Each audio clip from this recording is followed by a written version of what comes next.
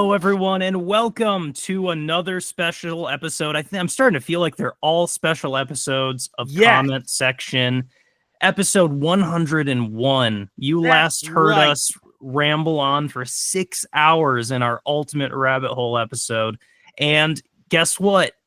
Paul is letting us continue to do this show after episode 100, which means we are beginning our new era of Comment Section by doing basically the same thing we do every year, which is our best of end of year list episodes, beginning with our best TV shows, games, music, and comic books of 2024. Yes.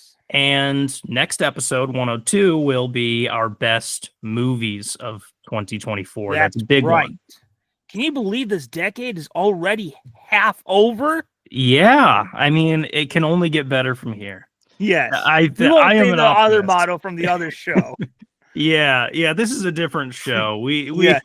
We're Because very much more positive on this one. yes, all we need to worry, like, there's a lot going on in the world, but on this show of Comment Section, all we need to worry about is mindlessly consuming media. Yes.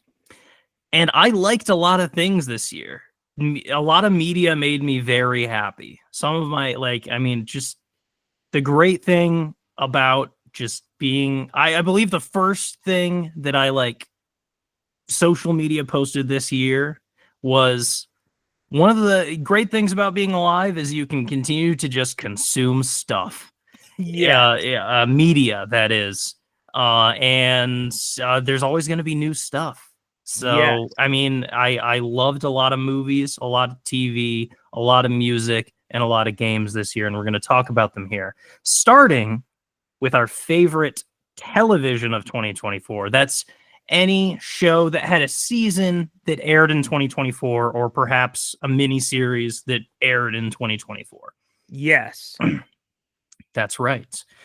So is there any upkeeping we should do before just getting into it? Or should we just... I don't think so. Unless you say that you have a worst of the TV of the year, which I didn't bother putting one. You know, one of my, and it'll be my number 3, but one of my TV things this year is something, it's a trend for me, something that a lot of people hated, that I'm going, guys, it's not that bad. Now I'm very curious. I hope I've heard of it. You've heard me talk about it, okay. But before it was out. Now it's out. I don't know that you've necessarily seen any of the Disney. It's pretty niche. But okay. But yeah, we'll talk about that soon.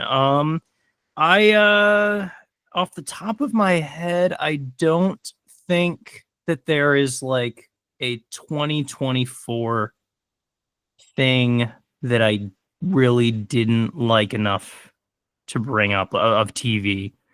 But I didn't watch, as far as I can remember, a ton of 2024 TV. I only have 3 things to bring up. With movies, which we'll get to next episode, I've watched quite a few.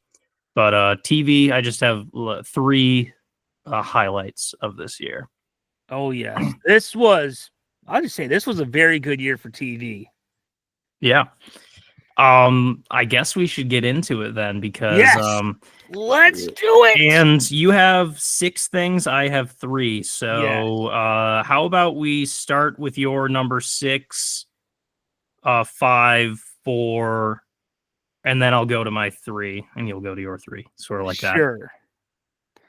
So, my number 6 is one that I have been watching for a little bit, but now I'm caught up enough that I can talk about it. Yeah. So my number 6 show is really the only comedy TV show I watch on TV right now, and that is seasons 3 and 4 of ABC's Abbott Elementary. That's right. I've been meaning, I want to watch that, but yeah, yes. I haven't. Do you know about something that they have planned? Oh, is that you're crossing over with It's Always Sunny? Yeah, that's that sounds exciting. Yes. that is such a cool thing where it feels almost like back in the days of the Arrowverse, having two shows cross over. Yeah, it is cool. Yes, it will be really interesting to see those characters interact with each other. Yeah. I really gotta I gotta catch up on Abbott Elementary before that starts, because Yes. that'll make it even more exciting. It reminds me of back when Jimmy Neutron and Fairly Odd Parents right. crossed over, and it was like, ooh, you get to see a 3D version of Timmy Turner. Yes, and a 2D version of Jimmy Neutron. Yeah, I know. I loved when they switched the animation style. That was so cool. That was cool. That was one of the only things where I was like, Mom, you know how to tape stuff ahead of time, right? Can you tape this ahead of time? I gotta see what Jimmy Neutron looks like 2D. Use your magic powers to get the VCR to not only capture so I can watch it, but hold on to it forever. Yeah. Yes. Yeah, but yeah, it'll be very exciting, especially with how much I love It's Always Sunny now. Here's hoping we get at least one fun scene between Mr. Johnson and Frank. Yes, I hope so. Yes. All right. So this season of Abbott Elementary, there's always a little bit of concern when you're going into seasons 3 and 4 of like, wow, those first two were so good. Are they going to be able to keep the momentum going? Yeah. And they did a great job. The opening, so the premiere happened for season 3 in February, and they did a great cold open that addressed the whole writer strike situation, which was the documentary's camera crew. Their film, their cameras were stolen because they were in a sketchy area. So that's why the first half of the year wasn't covered, because they were victims of robbery. That's funny. Yes. And season 3, I think, did a really interesting thing where the main character is his teacher, Janine Teagues, who loves teaching. Like, that is her life. They did a story arc, which I wasn't sure about at first, but now that I've seen the whole thing, it really, I think, helped. It really showed why this character should be doing what she does, which was she got promoted to work outside of the school and at the district. And we saw her kind of struggle with, like, she's doing all these cool things and making these changes, but she misses going to the classroom. And one of the sad things was when she went to go say hi to her students, because technically she was still the teacher, but they were with the sub most of the year. Yeah. And none of the kids knew who she was. Oh, yeah. So there was that. Mr. Johnson, who is probably my favorite character on the show. He's kind of like Creed. He's had a very interesting life. Okay. He had some great stuff this year. I felt like he became more of a main cast member this year. Mm-hmm. And they developed more of the relationship between Janine and Gregory, which is kind of their Jim and Pam storyline. Mm-hmm. I'll be honest, compared to Jim and Pam, some of it felt a bit dragged out. Oh, yeah. But are you getting together or not? Can we just stop with this? Are you Corey and Topanga or are you Jim and Pam? Jim and Pam, It just happened. Corey and Topanga, together and apart. But then we finally moved past it.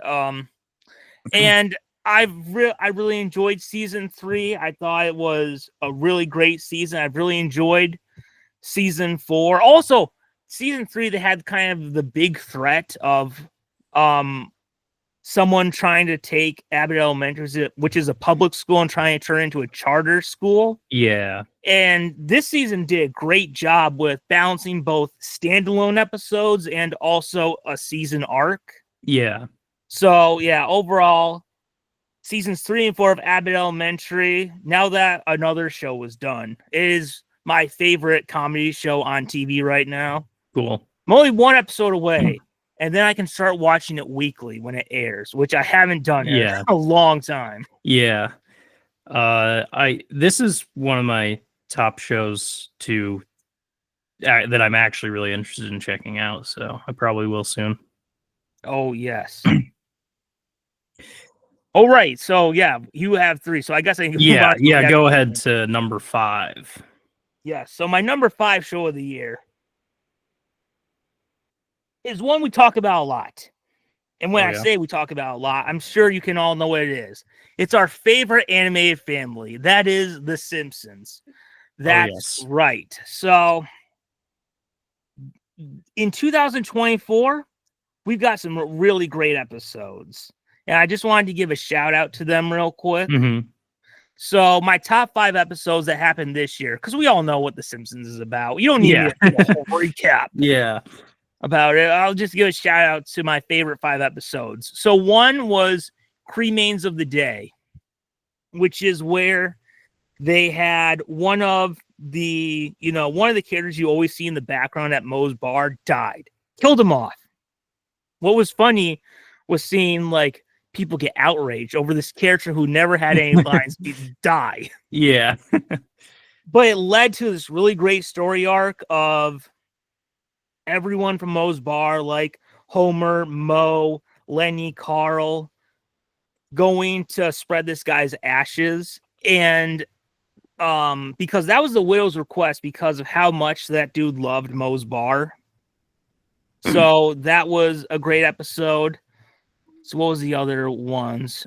The Tipping Point. Oh, this was one where Homer got very upset over how you had to tip everything. Whether it's not just restaurants, it's not just taxis, it's about like someone delivering you an order or something. Yeah. I thought it was very funny. And it was a very funny episode. This season kicked off with one of the best episodes I've ever seen, which is Bart's birthday, which is when they created a fake series finale of the show. Oh. And it's all about Bart turning 11, which would be the end of the show. Yeah. And like Bart kind of like being like, no, everything's falling apart in his life. Yeah. Going through his midlife crisis. So that was, usually, I'll be honest, I'm usually not a big fan of the season premieres of The Simpsons. Usually it's kind of the holdover episodes that weren't that good. Yeah. But this opening, this was the best opening they've had in a long time. Oh, that's cool. Yeah. And then I'll be honest, 2024 gave us the worst Treehouse of Horror we've ever had, which was sad to see. Sad to say. That's too bad. I love Treehouse of Horror, and man, did they just give us a dud this year. But you know what was great? We had 2 this year, and they made up for it. Oh, okay. Treehouse of Horror, Simpsons Wicked Comes This Way. It was awesome. It was dark. It was violent. It was hilarious. It was everything you want from a Treehouse of Horror. Clearly, all their effort was put into this episode. Yeah. So we had a dud, and we got a good one. Thank God for that.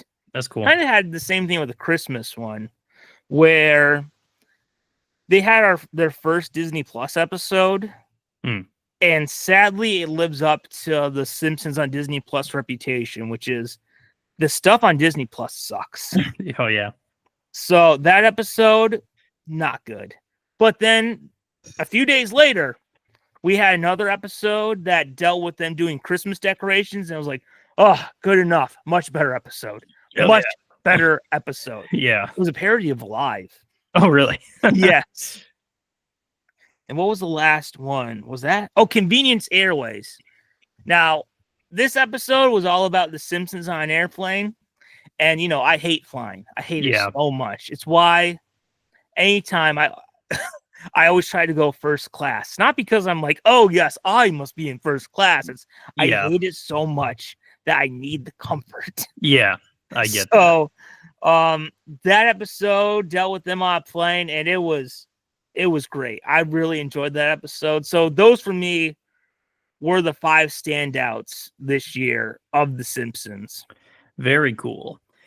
Yeah, it's great to hear that there are still some good ones. 2024 was filled with lots of Simpsons watching for me, but it was not any that came out this year. So it does not make my list, but one of the best things I've seen this year. I mean, I've been watching classic Simpsons episodes all year, so obviously one of the best television experiences of this year. But Does Yes. not fit the criteria of this list, but it's a very Simpsons heavy year for me. Yes. Maybe if we were doing anniversary things. Yeah. Yeah. All right. So my number 4 is another comedy show that had its final season, and that is season 12 of HBO's Curb Your Enthusiasm. Oh, yeah. For me, this show is one of the holy trinity of live action sitcoms, and that is Seinfeld, The Office, and Curb Your Enthusiasm. I think those are easily the 3 best. And this show, this season, they went out with such a strong ending. Like, overall, they did a great job with having standalone episodes, but also a season arc, which you're like, are they building to doing the series finale of Seinfeld again? Oh, yes, they were. Yeah. And it was awesome. I will say the Curb series finale is better than the Seinfeld series finale because they did the trial stuff, but they also had more stories in there. Like that, I think that's probably the thing that may have hurt the Seinfeld finale a little bit, even though I still like that finale. Like, the whole thing was just the trial. Yeah. I think what helped the Curb one was you had some stuff like they visit Auntie Ray, who was a character in season 6, and there's a whole thing about stealing a recipe she has. Oh, yeah. Yeah, and the series finale was great. Jerry Seinfeld himself was even in the series finale. And there was they talked about, they pay off a joke 28 years in the making, which is at the end, I won't say what happens, but Jerry turns to Larry and says, this is how we should have ended the Seinfeld finale. And Larry's just like, yes, this is what we should have done. Yeah. So it was great. Obviously, there was a little bit of sadness this season because after the season been filmed, they lost cast member Richard Lewis, but he had some great stuff this season, especially in the finale. So yeah, the finale, very strong. Maybe one of my favorite sitcom series finales, but overall it went out on such a high note. Yeah. Wow. It sounds like an awesome ending. I remember talking about it. Yeah. I love that they did that. Yeah. Cool. That was your 4. I guess I can go on to my 3 then. Yes. Very nice. So yeah, as I mentioned, my number 3 has some fan controversy, but I'm gonna make my case here. Oh, okay. You remember maybe in multiple looking forward to upcoming episodes, I was looking forward to the release of the animated adaptation of one of my favorite graphic novels of all time. Scott Pilgrim? No, but last year that was one of my favorite things. It is a manga, and now it's an anime. It's Uzumaki. One of my favorite graphic novel manga artists and authors is Junji Ito, who does these really surreal horror graphic novels. It's kind of coming back to me. Yeah, and there's this adaptation that has been highly anticipated for a long time. The previous adaptations of Junji Ito's works, like a couple decade old, I think, live action adaptation of Uzumaki, which I believe I've heard isn't that great. And then a few years ago, there was an anime called I don't know, Junji Ito Collection or something. I can't remember. But that's like a collection of Junji Ito short stories animated. And a lot of people think that really failed. I thought it was, a little boring and not that well done.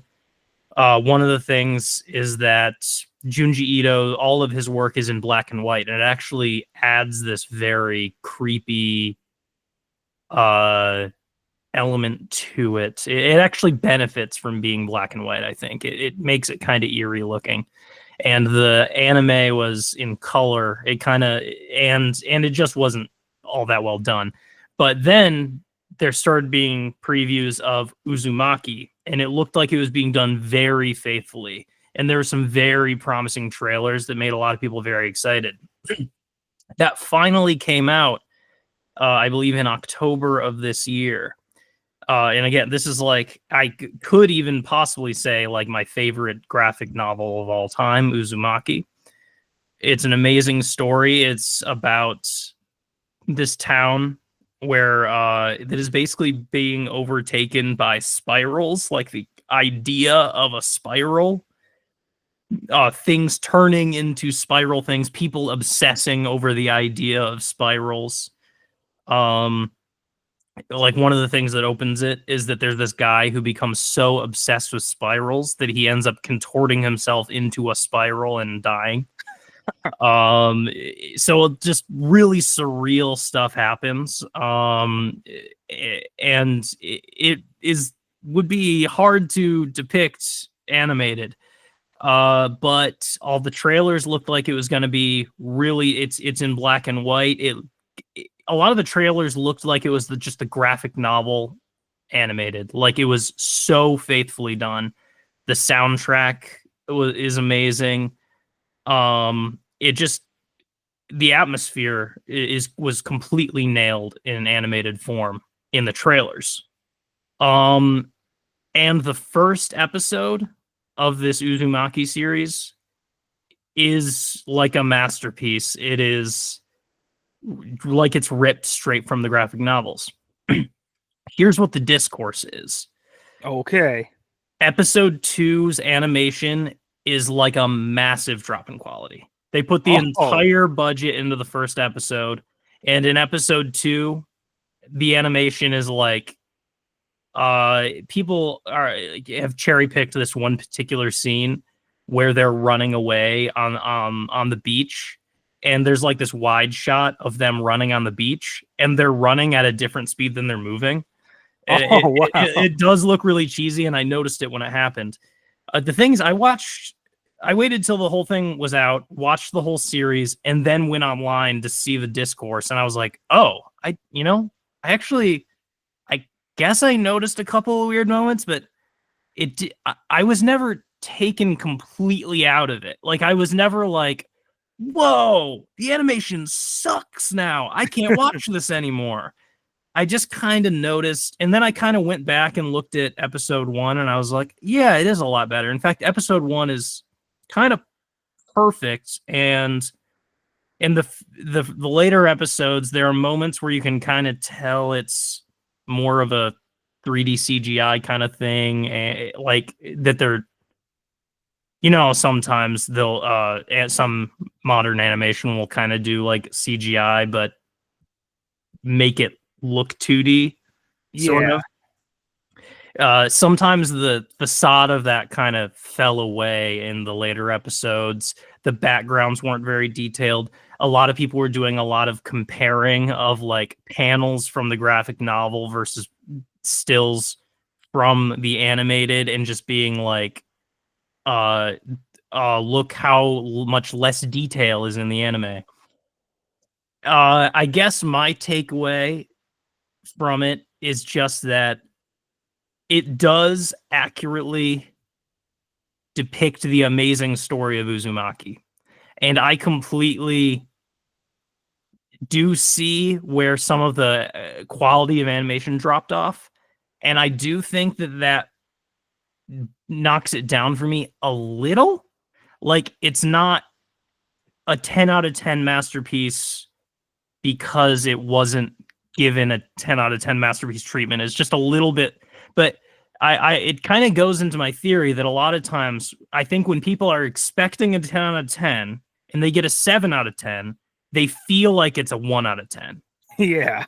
And I just kind of like, everybody, it's just a little less good than we expected. It, like, overall, it's a great story.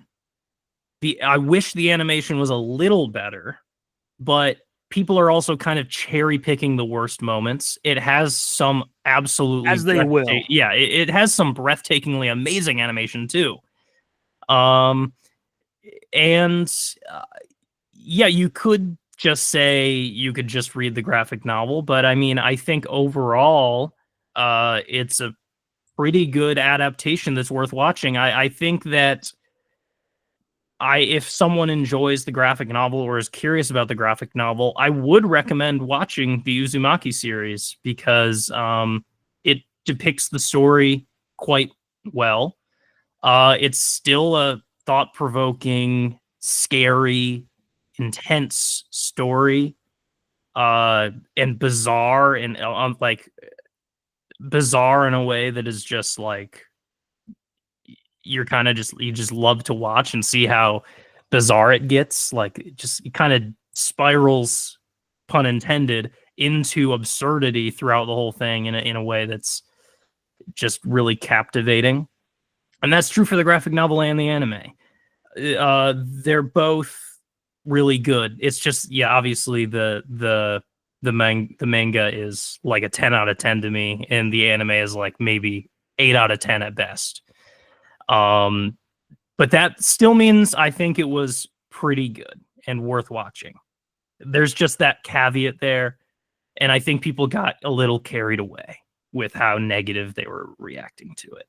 I think it was pretty good and deserving of my number 3 spot. Yeah. Speaking of animation, like that's not that great. I sadly had noticed in season 3 of Harley Quinn, the anime, it just felt like the budget got shrunk because the animation got so much more choppy compared to, I think the animation for the first two seasons was really good. Mm-hmm. And then it just got really choppy, but it didn't affect how I viewed that season. Like it took a little bit of getting used to. Yeah, I mean, I get kind of noticing it and being taken out of it a little, but I think, it can be a hit on the enjoyment, but I just, I still acknowledge I take the good with the bad. There's a lot of good to take in still too. So yeah, that's my number 3. Oh yes. Your number 3. Oh yes. So I guess I'll get to my number 3 now. I was debating about mentioning something about if I should save it for the end, because if I say it could be a giveaway for our next 2 episodes, or if I should say it now, because then it can be kind of a celebration type thing. So I guess I'll say it now. Okay, sure. For the past few years, if we're going to be honest, it has not been a great time to be a superhero fan. Yeah. The genre has struggled. And I'll be honest, last year, we got a ton of stuff that I was like, this just sucks. And even one of the few things I really enjoyed, The Flash, just flopped at the box office. And there kind of came this horrible realization that I started to think about, which was, I always found it weird whenever people say like, oh, I watched Michael Keaton Batman, that's it. Or I watched Toby Spider-Man, that's it. I'm just like, why? Why wouldn't you enjoy all of it? Yeah. But then with all this stuff flopping and all this stuff sucking, there came this awful realization of like, oh no, am I outgrowing this? I still love the old stuff, but am I not the target audience anymore? Which was this awful, awful feeling. But in 2024, they said 2024, we were going to get less stuff. I would say, and people online have been saying we got less this year. For me personally, I feel the exact opposite. Mm-hmm. Where, yeah, technically we had less stuff that had the DC and Marvel logo. But unlike the last 2 years, which we talked about last year, about what a crappy lineup Marvel had with Ant-Man and what was it? Ant-Man, the Marvels, and Secret Invasion, stuff like that. Yeah. This year we actually got stuff I was more interested in. And I will say 2024 lit the spark again. Oh my God, what an incredible year it was for superhero adaptations. I'm not talking about the stuff I didn't care about, like Joker. I'm talking about the stuff that I was looking forward to. Mm-hmm. And just was blown away by it. And what kicked off this year was my number 3 one, which was X-Men 97. Ever since it had been announced, I was intrigued by it, but I was a little bit nervous because I'm just like, look, let's be honest. as much as I would love to return to the old 90s cartoon, it's just going to be the MCU version of that. I was just like, it's its own thing, whatever. It'll probably suck, but whatever. Yeah. And then that trailer, they dropped the first trailer a month before the show premiered, which I gotta say, I really don't like how streaming shows, we only find out about it coming a month before it actually happens. Yeah. Like we wait all this time and then we get an update at the very last minute. Yeah, that's true. And then, we saw like it was darker compared to the MCU and it felt more like that old show. And then you hear the theme song and I just watched that trailer and I was like, oh my God, it felt like we were back in the 90s show. Like it wasn't just an MCU version of it. It felt like the actual show. And X-Men 97, I watched the show and it's great. It is by far the best Marvel show they've ever had on Disney Plus. It is by far the best Marvel animated show we've had since Avengers Earth's Mightiest Heroes ended in 2012. I'll even go so far as to say it is one of the top 4. Is it 4? Yeah, top 4 best projects Marvel Studios has ever done. And that includes all the movies from the Infinity Saga. Yeah. And all that. It's in the top 4 easily. And it did such a great job of, again, standalone episodes, but also a full arc. It wasn't like what a lot of the current Marvel shows suffer, which is it's one story just chopped up into 6 parts. It was each episode was its own standalone satisfying experience, but you saw how it was all part of one overarching story. Like the Infinity Saga was. Yeah. And it felt just like that old 90s show, except because it was on Disney Plus and because it was created for an older audience, it had longer runtime, so they were able to dive into more things and they were able to have more like personal moments that you really wouldn't have been able to do back on the old cartoon because you had a shorter runtime. But they were able to do scenes like you saw like in the Arrowverse and stuff of like, one of the standout scenes for me of this show that they couldn't have done with the old runtime is Jean talking to Storm about how she's worried about what it will be like if her child is born a mutant. And like, what will that child go through? And Storm kind of talking about her point of view and stuff like that. That's the kind of stuff that was added that made this show really stand out. X-Men 97 kicked off the year such a great way. And I've seen the whole season. It was so great. The unfortunate thing is because of his own, he did to himself, is sadly the head writer is no longer the writer because, well, you can just maybe not Google, but search on Variety or Hollywood Reporter why. Yeah. And why that, unfortunately, great writer, kind of a crappy person. Why they had to go. So, but overall, that season was such a great accomplishment. And it has raised the bar for the next animated shows they have, like your Friendly Neighborhood Spider-Man, stuff like that. Just what a triumphant return for the X-Men. And, for years, people have been talking about, like, when people have been talking about the disappointment of the MCU lately, people would always say, man, X-Men's coming. And this was the first X-Men project by Marvel Studios. And what a perfect way to kick it off, even if it's not canon to the MCU. Yeah. Yeah, I've heard a lot of good things about this show, particularly from you, from the past few episodes. So it's some good stuff from this year for sure.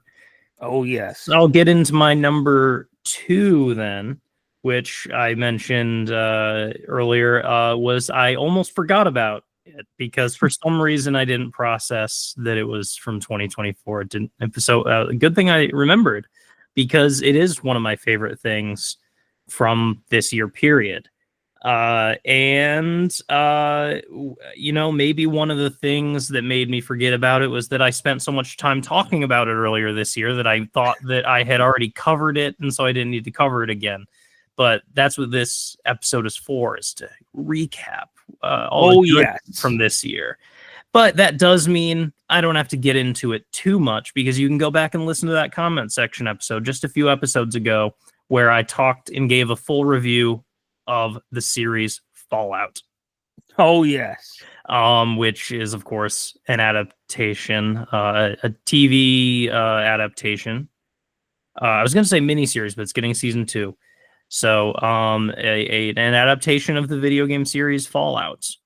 And I think it is going up there with the Last of Us series as just 2 of the greatest video game adaptations of all time. And Fallout is the series that I am more partial to, have had a long history of loving.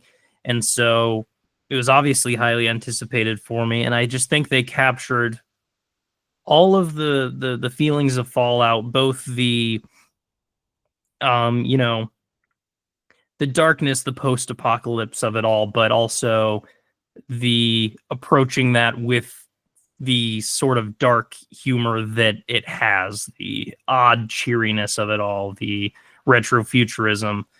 I think that they captured that all perfectly. It was very Fallout. I loved it. I loved the characters. I loved their exploration of the lore, their own original story in this world. I loved that. I loved that they didn't just adapt one of the stories from the games. I loved that they had, their original story in a region of this lore of this world. And I'm very excited for season 2. But no matter how that potentially upcoming season turns out, the season 1 was excellent on its own. Just great TV. Everyone should check out Fallout. So that's my number 2. All right. Now my number 2 was one I had great anticipation for. And it seemed like, because of Warner Brothers just trashing a bunch of stuff, that may never see the light of day, but luckily it did. And I was very happy with the result. And that is Batman Caped Crusader is my number 2 show of 2024. The return of Batman the Animated Series producer Bruce Timm doing another Batman show. And this show felt like it was very tailor-made for me, because it very much was a combination of Frank Miller's Batman Year One of my favorite comic books of all time, with the old run of Bob Kane and Bill Finger, the original Batman stories from the 1930s and 40s, smashed together and done in Bruce Timm's classic style. And it is one of the best versions of Batman I've ever seen. Hamish Linklater is a very good Batman. I really love the guy who they have voicing Alfred Pennyworth in the show.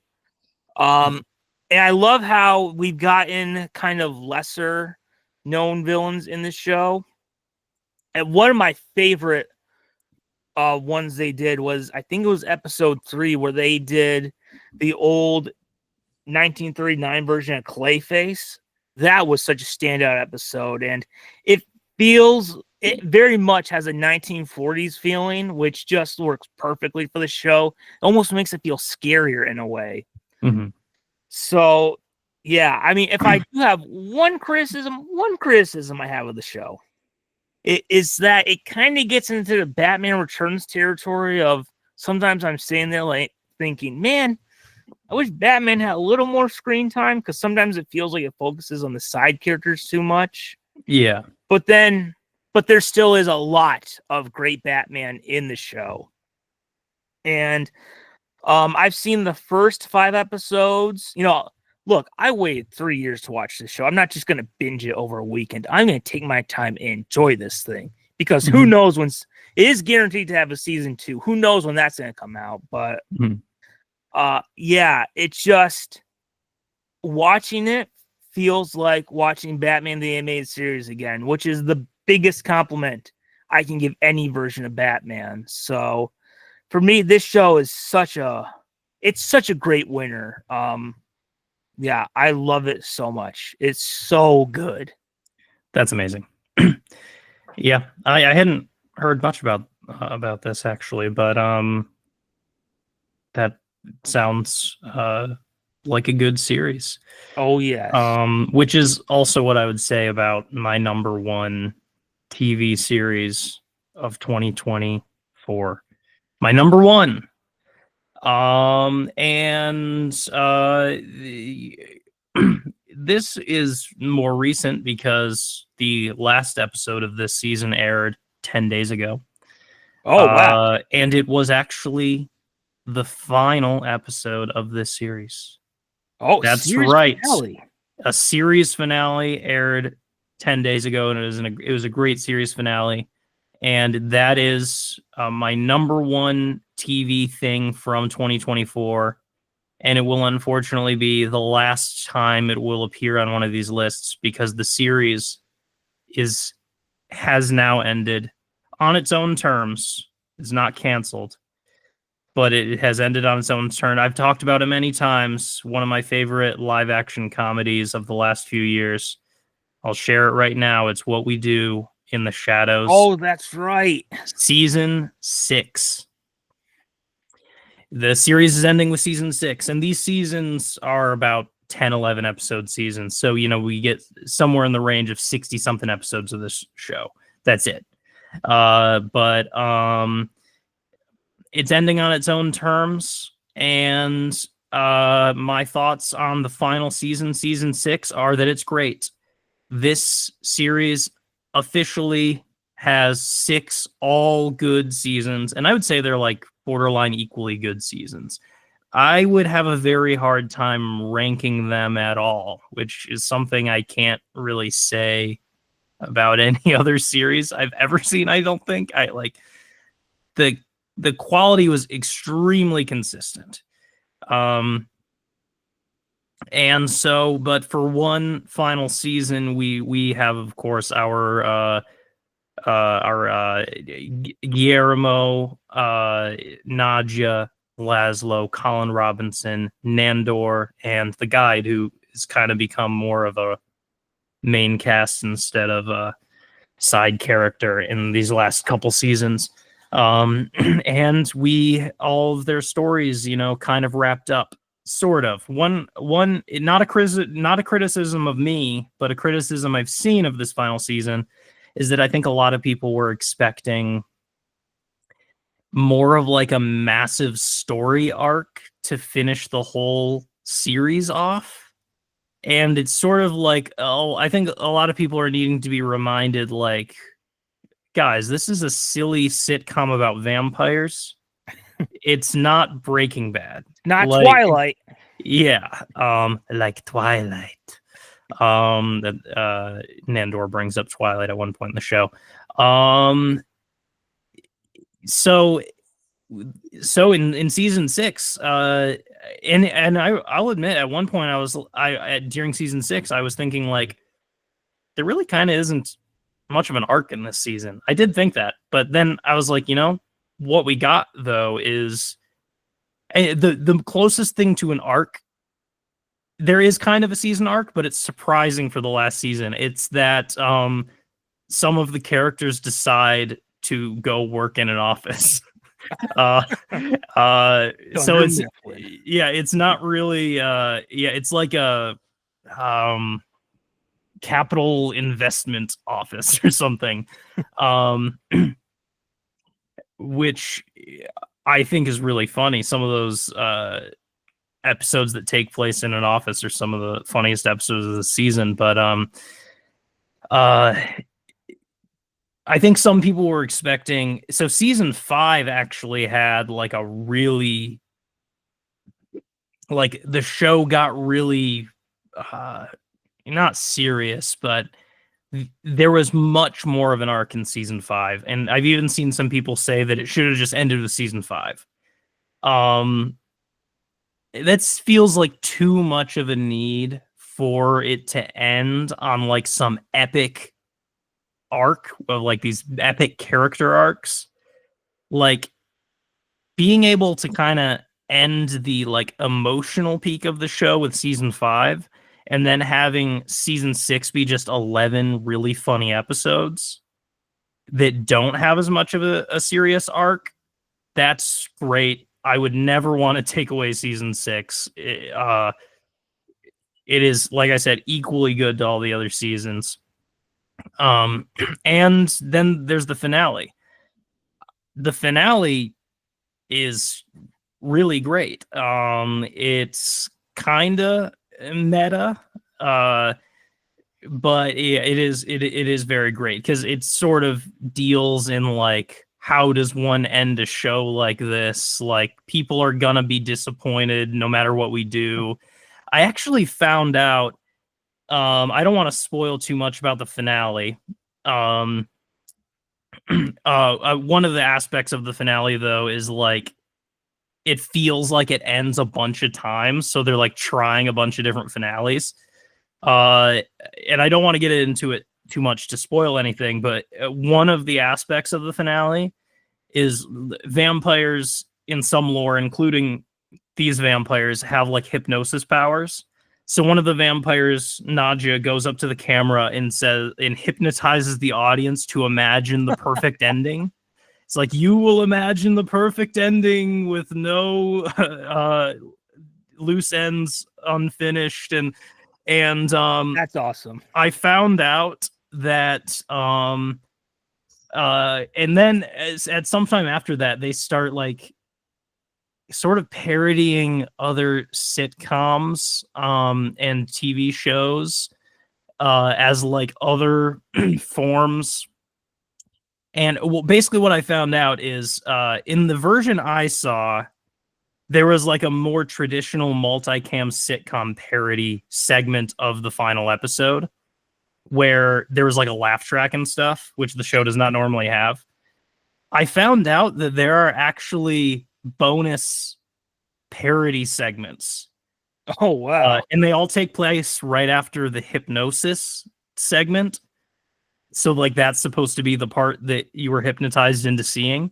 And I haven't done it yet, but I think you can go into like Hulu or something and look at like alternate versions of the finale. Oh, wow. Which is interesting. I'm excited to see those. I just found that out. I didn't know that, and I don't know if I'm not clear if the other versions were aired. Like maybe if one version was aired live and one version was on Hulu. I'm not clear on if it's something like that or if it's just like deleted scenes. But that's very interesting. And then, like I said, there's a lot of like false endings, and every time you think it's going to end, there's maybe a little pit of disappointment. But then when it gets to the actual final one, it's like, oh, this is great. Yeah. It finally just satisfies you with just the best possible way to just end it all. So I was very satisfied with it. This is going to be a continuous rewatch show for years to come. Maybe especially every October. I would love to rewatch this show, or at least some favorite episodes, because there are some class. I'm trying to think of even one other episode to call out besides the finale, which is certainly one of the best ones of the final season. But oh yes. There's another one that feels like there's a funny one that has to do with March Madness. Their non-vampire friend is getting really into March Madness, and they think it's a horrible disease. Like they're just like, he's inflicted with March Madness. That's funny. There's also a funny one where throughout the series, they basically pay off a running joke throughout the entire series in the final season. The running joke is basically that whenever they're asked what their job is, because they're vampires, they stay up, they work, like they're up at night, they sleep all day, and when they communicate with normal people, sometimes people ask, particularly their neighbor Shawnee, people will ask like, "What's your job?" And they always say, "We work at the railroad," which is like, what does that mean? What railroad? What is that? And one of my favorite episodes of this season, their neighbor, the same one inflicted with March Madness, their neighbor needs a new job and asks if he can interview at their job at the railroad. And to make the ruse continue, they create a fake the railroad company. They hire a bunch of actors and they have him do an interview at the railroad, which was just like a funny payoff to a multi-season running joke that they work at the railroad. So yeah, those are like some of the three top episodes, and the is it the second to last episode? Is kind of a full of some cameos and like a big vampire event, and it's kind of a good penultimate episode. But yes, What We Do in the Shadows. It is a great series, very funny. I think it is one of the best, like, of this ilk sitcoms, like The Office, Community, Parks and Rec. It kind of joins that as like the best current day version of a lot of those sitcoms that I liked over the past 10, 20 years. So that is What We Do in the Shadows. Season 6, the final season, my number one favorite TV thing of 2024. Oh, yes. So I guess I'll move on to my number one TV thing of 2024, which is also a final season. Which I'm sure anyone who's listened to this will probably have a good guess of what it was, because it was noticeably absent from the rest of the entries. Oh, yeah?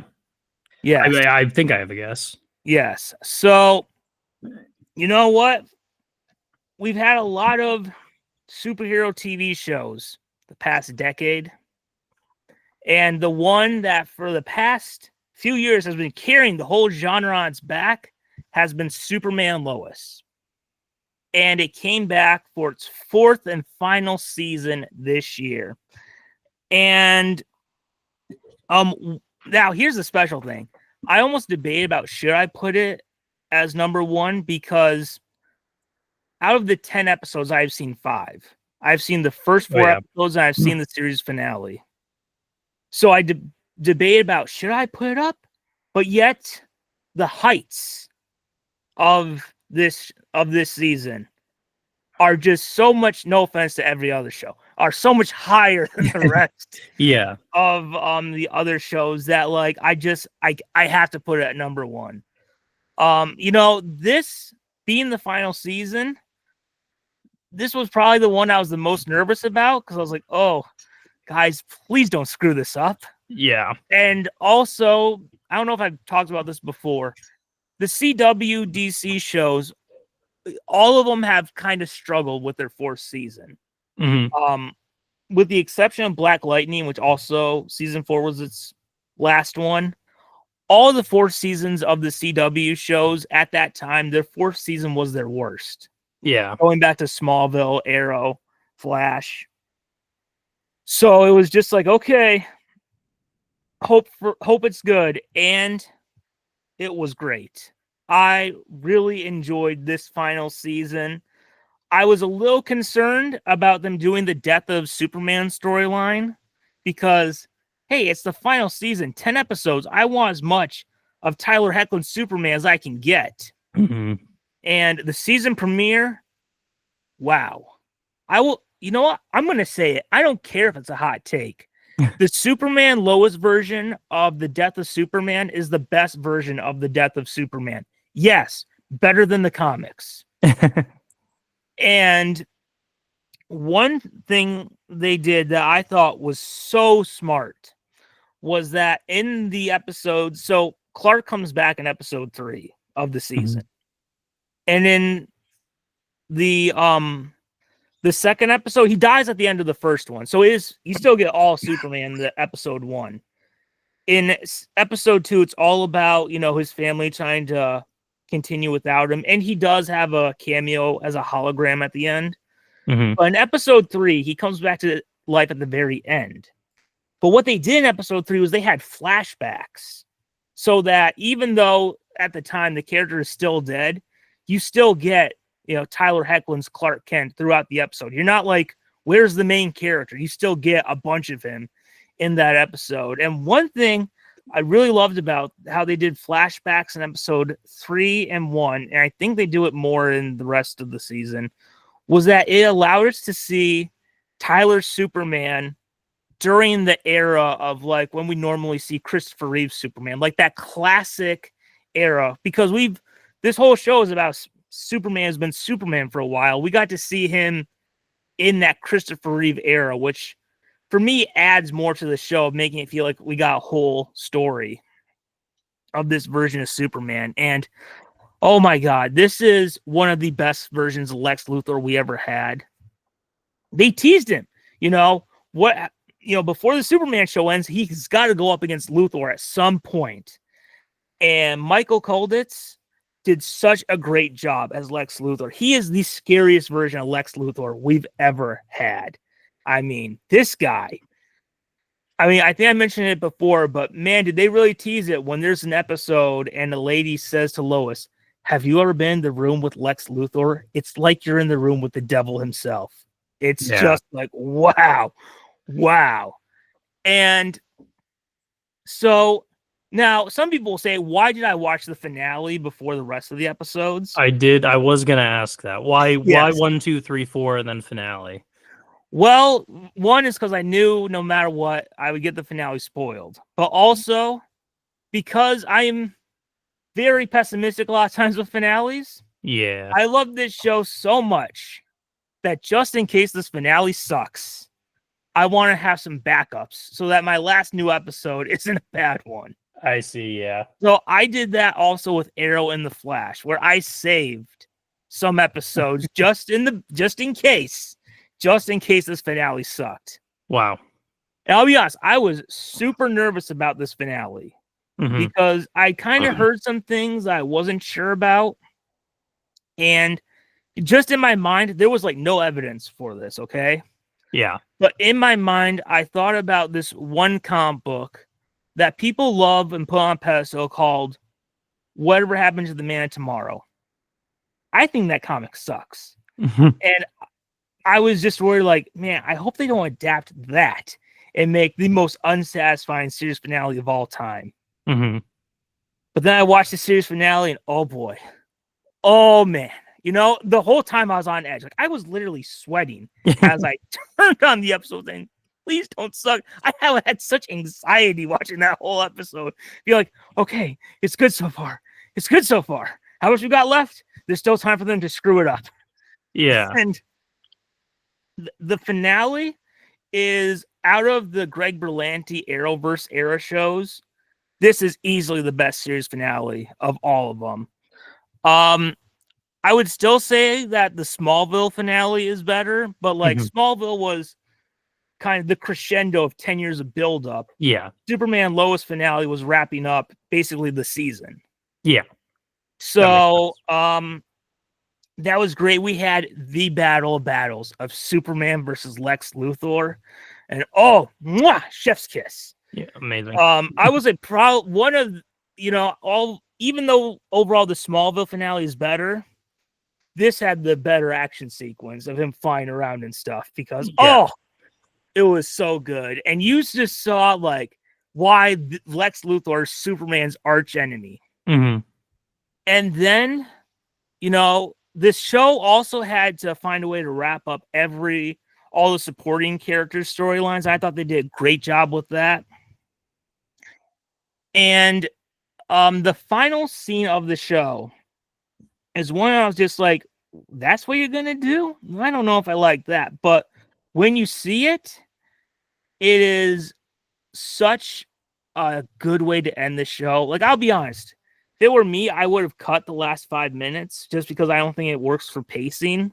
Mm-hmm. But it kind of still works narratively for what the season was about. Yeah. And it really kind of says, here's what the whole premise of this show was about. What is the meaning of this show? Mm-hmm. What is the meaning of Superman as a character? I'm not going. You watch it and you hear Superman's narration, it makes you want to be a better person. And it was great. Let's see if I can bring up the one shot from the finale that was the money shot. Oh, there it is. There it is. Okay, it won't let me. We'll move on. But there was this great shot in the finale. Because it's Reddit. Jerks. But going into this final season, there was always this thing of like, man, so far this show is tied with Smallville as the greatest live action superhero show of all time. Yeah. Now that it's done, it is definitive. These two are the best live action superhero shows ever made. Oh, yeah. Yes, that's right. We got to cover. I mean, think about it. During this time of this show, I mean, it shares it with another one, but during this, we covered the greatest live action superhero show of all time. Yeah, from beginning to end, it was all covered. Yes. Yeah, that's amazing. Yeah, it was great. And now and you know what? Also, in the finale, even though they're two separate shows, you couldn't help but like think about all the times watching Smallville, because this was also not only the end of the show, the end of the Arrowverse, this was the end of DC on the CW. And I had hoped that Superman Lois was gonna be what kicked off a new exciting era for DC TV. Mm-hmm. Sadly, we're going backwards with DC TV, but instead it's the ending to this era of DC TV that began with Smallville. Mm-hmm. And what an ending. And it's kind of amazing to think that, we talked about the Arrowverse so much on this show. Yeah. Who would have thought that, like, when we were talking about Crisis on Infinite Earths, like, man, look at this accomplishment, this culmination of this universe. They saved the best for last. Yeah. With Superman and Lois. Mm-hmm. So, yeah, what a great ending, not only to the show, but to this era of DC TV on the CW. In my head, even though they're two separate shows, for me, it was like season 14 of CW Superman. Yeah. And what an ending. There was something about on this show, you go back to the old episodes, I think probably even from day one, there was nothing I wanted more than a Tyler Hoechlin Superman show. Mm-hmm. And not only did we get it, it surpassed every single expectation and became like tied with Smallville as the benchmark of all superhero live action shows. Yeah. So, yeah. wow. I mean, it's almost, you can't even really appreciate it while it's still on, but now that it's done, you're like, wow, they actually did it. The CW took Superman and made the best live action superhero show twice. Yeah. What a time. So, yeah, that is my number one pick of number one show of the year. Number one, yeah. What a show. Then that makes both of ours favorite TV related thing of 2024 a series finale, a final season. So, yeah, a couple of good endings there. Oh, yeah. And that's our top TV list. of this comment section episode. I guess we'll move on then to a Oh, couple I got other. to open the thing real quick. Can I share it real Oh quick? yeah, sure. This is the cool shot? This was the shot of the finale. Yeah. I love this cool. shot so much. Look at Yeah. that. Look at that. Oh yeah. So you got just everyone flying all That's together right. up in the clouds. The Suns have their own super suits, and Steel finally got his cape just like in the comics. Oh yeah. That's cool. Oh. That was the most like just watching that in the finale. Like obviously I love the action scene, but seeing that shot was the moment I was like, ah! Yeah. That is amazing. Yeah. Well, yeah, that's a worthy finale and a worthy finale to our discussion of our favorite TV things of 2024. Oh yes. Do you have any game things? I think you said you don't because your favorite gaming thing from this year was Spider-Man 2, which came out in 2023. So yeah. yeah. What did I played Multiverses a little bit. Mm-hmm. It was okay. Marvel Rivals, you know what? I don't really like these free games. Oh yeah, yeah. These online ones. You know what's frustrating? I thought it was gonna be like you play versus the computer. Yeah. Instead, you're in a team, but like the team is a bunch of different superheroes. You can't tell who's who. Like, yeah. Well, am I supposed to fight Captain America?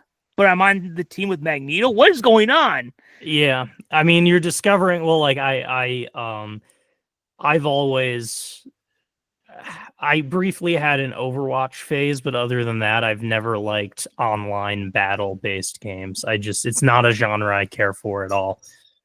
Yeah, like I had to like leave. I think I had to go to the bathroom.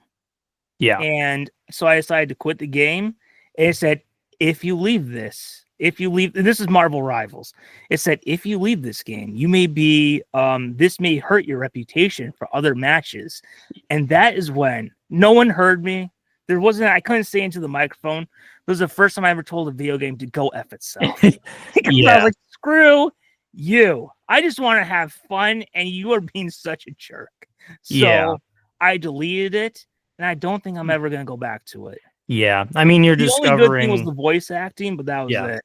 Yeah, you're discovering online battle arena type gaming. That's what it is. And it's just too stressful for me. But yeah, I guess I have my games list will be pretty quick. I have 3 things. The first 2 I'll just blaze over because my number 3 is I got really into Warhammer 40K this year, which is like, miniature painting. Oh, wow. Where you paint little guys. Which I don't know if you ever heard, like Henry Cavill is really into Warhammer 40K, famously. I think I heard something. He's very much like into gaming. He's a true nerd. His own PC and stuff. Yeah, he's a true nerd. He's cool. But so I got really into Warhammer 40K this year and back into mini painting and stuff. And I aim to play the actual tabletop game of Warhammer 40K soon. But as I was getting into it, I was playing Warhammer 40K video games. Just a bunch of them. I could get them pretty cheap. My favorite one I played was actually Warhammer 40K Bolt Gun, which is almost like a old school Doom style game. That was my favorite, but the one that came out this year was Warhammer 40K Space Marine 2, which was a very popular game this year and like a more AAA kind of big budget game. And even though it's a style of game I never really care for, which is like a more modern shooter game. I like old school shooter games, but I don't really like modern shooter games like like a Call of Duty or like this game was a lot like Gears of War. I never liked those games. I tried it anyway. It looks very cool. It was fun at moments. It's kind of not for me, but I liked the story. It's cool, but I didn't finish it because it just wasn't for me. But it was very cool. My number 2, very recently, and I don't know, technically it's in early access right now. It's kind of like in demo version, sort of. Oh, But this next number 2 game, and that is Path of Exile 2. My number 2 is Path of Exile 2. So Path of Exile is a game I enjoyed quite a bit years ago. It's basically, they're basically like, I don't want to say clones, but they're very similar to the Diablo franchise. And I think it was last year that Diablo 4 came out, which I played through the story. It was a cool story. Didn't have any interest after the story. Kind of got bored with it. The Path of Exile games do a better job at creating the older Diablo games. Like Diablo 2 is one of my favorite games ever. The Path of Exile games are sort of like when Diablo 3 came out, the games kind of changed direction. Path of Exile was sort of like, this is Diablo 3 for people who like Diablo 2. That was kind of the premise of what Path of Exile was. And so now Path of Exile 2 is still in that like Diablo 2 kind of spirit. And I've been really enjoying it. I've been playing a sorceress. They're sort of just like dungeon crawler, zap things with lightning spells and fire bolts. At least in my case, if you're playing like a warrior, you'd slice them with swords and stuff. But it's sort of like a, bird's eye view. Punch things until they die. Grab loot. Fun games. And I've got a friend who's really into it as well, so we're playing that a little together while it's in this early access mode. But I haven't been good at keeping up. I'm way under leveled compared to him, but they've been really fun. I'm looking forward to continue playing that Path of Exile 2. My number 1 is really what I want to talk about because it is the best game of 2024, and it's not even close. It's the I best literally game. have nothing to argue against that. Yes. And you think of all of the like amazing games with all their like high tech graphics, 3D, all these like PS5, like all the games see at the Game Awards, these AAA titles. You got your God of Wars and your Space Marine 2 and your Wukong and your Dark Souls and your all of this stuff, Elden Ring, what have you. But the real best game of the year, if not the past 5 years, looks like this. It basically looks like online poker. That's right. It's called Balatro. And, would you believe it? It actually was nominated for Game of the Year at the Game Awards. Wow. Because it is that good. And it's impossible to understand by looking at it why it's so good. But it is that good. And it's Balatro. Is it poker? What it is it's a more niche genre of game called a roguelike game, which why it's called that is a confusing history that I won't even get into. But the premise of games like this is you start playing like level after level after level of any kind of whatever challenge that game presents you. You level up, or just go to level after level after level. And if you die, you're dead and you have to start the entire game over. But the interesting thing is that when you start it over, you have new information from the first time you played it. And you might even have, in some games, you might keep the upgrades that you got. And so that way, the next time you play it, it's easier to get through. That's the genre of game. It's a fun genre of game. But this is basically like a poker roguelike game. You basically get a standard deck of 52 cards, you draw up a bunch of cards. Is it 7 cards at a time? And you're trying to make poker hands. But then as you go level up, go level after level after level, you can basically create like cheating poker decks. Like you can buy new cards and buy cards like jokers that will improve your deck in different ways. And that basically makes it so you can create really good poker hands that it's not possible to create in normal poker, like a 5 of a kind, like I'm showing here, which is not possible in regular poker because there's only 4 jacks in poker. So in Balatro, you can create a 5 of a kind and stuff like that. Or you could edit your deck so every single card is a diamond, and so that way you're always going to get a flush. So you're kind of cheating, so it makes it easier and easier to get really good hands. But then the jokers that you get can do stuff like, oh, every face card scores twice, and then you can get up to 5, sometimes more jokers, and so all of the abilities stack. And then sometimes, like at the early on, like first level, goal is score 300 points. And like certain poker hands are worth certain numbers of points. Your goal is to get 300 points. If you play your cards right, another pun intended, I see people. I sometimes I've just been spending this year watching videos of people who are like absurdly good at this game, and they can get like trillions of points. Like you play a hand and it's worth trillions of points, just because this is like a game of like exponential points. Like you make your deck more consistent so you can get the same hand every single time you draw.